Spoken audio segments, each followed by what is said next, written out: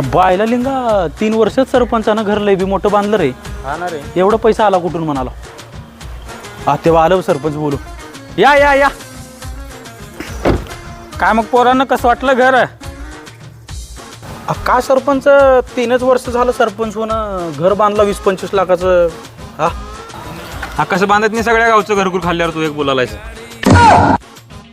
आई आज का बोलालास रे. शेतात लाईटी झाल्या, घरावानं नळ केलाय, स्प्रिंकलर झाल्या, हिरी पाडून दिलाय आणि आज का बोललास सरपंचाला.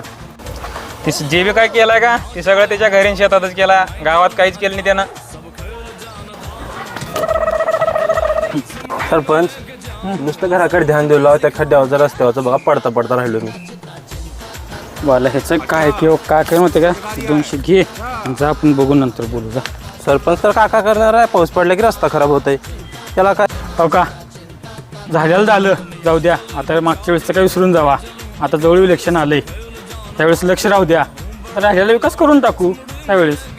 हा देतो ह्या वर्षी बी निवडून तुम्हाला. म्हणजे गावचा आलेला निधी सगळा घरातच घाला. तुम्ही गावचा विकासच करू नका काहीच आणि निवडून द्या म्हण.